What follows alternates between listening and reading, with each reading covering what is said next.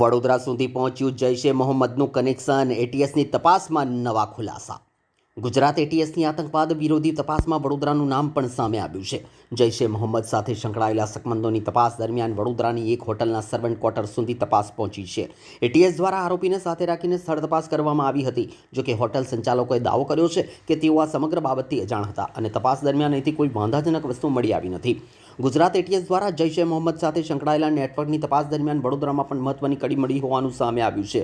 તપાસ મુજબ આરોપી અહેમદ ગાઝીવાલા અને ઇબ્રાહિમ ગગા વડોદરાના સયાજીગંજ વિસ્તારમાં આવેલી એમ્બેસેડર હોટલના સર્વન્ટ ક્વાર્ટર્સમાં રોકાયા હોવાનો ખુલાસો થયો છે. ત્યારબાદ એટીએસની ટીમ આરોપી અહેમદ ગાઝીવાલાને સાથે રાખીને સ્થળ પર પહોંચી હતી અને તપાસ હાથ ધરી છે. પ્રાથમિક તપાસમાં એવું પણ સામે આવ્યું છે કે વડોદરા રેલવે સ્ટેશન નજીક જૈશે મોહમ્મદ સાથે જોડાયેલા કાશ્મીરી વ્યક્તિ સાથે બેઠક પણ યોજાઈ હોવાની શંકા છે. તપાસ એ દિશામાં પણ આગળ વધી રહી છે કે સ્થાનિક લોકોને કટ્ટરપંથી વિચારો તરફ આકર્ષવા અને સોશિયલ મીડિયા મારફતે ઉશ્કેરણીજનક સામગ્રી ફેલાવવાનો પ્રયાસ થયો હતો કે નહીં. બીજી તરફ હોટલ સંચાલકોએ સ્પષ્ટ કરતા જણાવ્યું છે કે આરોપીઓ તેમના હોટલમાં આવ્યા હોવાની તેમને કોઈ જાણ ન હતી. તેમના જણાવ્યા મુજબ એટીએસની ટીમ જ આરોપીઓને સાથે લઈને આવી હતી અને તે માત્ર સર્વન્ટ રૂમમાં થોડા સમય માટે ફ્રેશ થઈને ચાલ્યો ગયો હતો. હોટલ સંચાલકોનો દાવો છે કે તપાસ દરમિયાન સર્વન્ટ રૂમમાંથી કોઈપણ પ્રકારની વાંધાજનક વસ્તુ મળી આવી નથી. તેમણે વધુમાં જણાવ્યું હતું કે આરોપી હોટલમાં કામ કરતા એક કર્મચારીના ગામનો ઓળખીતો હોવાથી સીધો સર્વન્ટ ક્વાર્ટરમાં આવ્યો હતો. તે સવારે આવ્યો અને થોડા સમય બાદ જ નીકળી ગયો હતો. હોટલ સંચાલકોના જણાવ્યા અનુસાર એટીએસે તેમના સ્ટાફની કોઈ વિશેષ પૂછપરછ કરી નથી અને તેઓએ તે આરોપીને અગાઉ ક્યારેય જોયો ન હતો. જે કર્મચારીનો ઓળખીતો તરીકે તે આવ્યો હતો તે હાલ રજા પર હોવાનું પણ જાણવા મળ્યું છે. હાલ એટીએસ સમગ્ર મામલે વધુ પુરાવા એકત્ર કરી રહી છે. તપાસ પૂર્ણ થયા બાદ જ સમગ્ર નેટવર્ક અને વડોદરા કનેક્શન અંગે વધુ સ્પષ્ટતા થશે.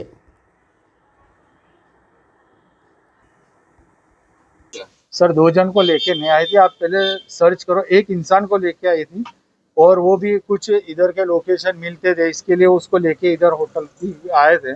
तो होटल के अंदर 5 महीना पहले एक सर्वेंट था जो यहाँ पे जॉब करता था, उसने छोड़ दिया 5 महीने पहले. उसके टच में आया होगा कि भाई थोड़ी देर खाली 1 घंटा या आधा घंटा फ्रेश होके वो निकल गए. एटीएस की टीम आई, सर्वे किया, कुछ मिला नहीं, इधर कुछ ऐसी गतिविधि नहीं है. इस चीज़ को हम लोग बरोबर केयर लेते हैं. जैसे कोई भी गेस्ट आते हैं तो बरोबर मेंशन करते हैं, पत्रिक पढ़ते हैं, ये करते हैं, ऐसी सब एक्टिविटीज करते हैं. ऐसा नहीं कि कुछ नहीं करते. क्या पूछा था आपको इसमें कुछ ऐसा कुछ? नहीं सर, कुछ नहीं. वो तो खाली लोकेशन था, उसके रूटीन इंक्वायरी के लिए आए थे, बाकी कुछ नहीं. और उन्होंने जो रूटीन किया उसमें कुछ नहीं था. और कितने घंटे रुके थे वो? 20 मिनट. एक जन को लेके आए थे. एक जन को लेके आया था. 15-20 मिनट का रूटीन था, वो चेक करके फिर निकल गए. जो बंदा आया था वो भी 1 घंटा रुका था. जो आरोपी जो पहले आरोपी की बात कर रहा हूँ. आरोपी 1 घंटा या पौने घंटा तक रुका था, फ्रेश होके निकल गया.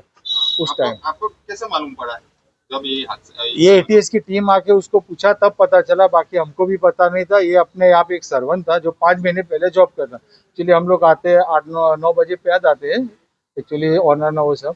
तो उसके पहले जो लड़का था रिसेप्शनिस्ट, वो एक्टिव इंसान है लेकिन उस दिन लीज पे था. तो उसके दूसरा जो उसकी बदली में था, उसके मन में क्या ऐसा है कि उसको ऐसा लगा कि भाई स्टाफ का कोई मेंबर होगा, इसके लिए उसको जाने दिया था, बाकी कुछ नहीं है. और आधे घंटे पौने घंटे में वो फ्रेश होके सही में निकल भी गया था. क्या नाम आपका? मेरा नाम सफ़ान भाई.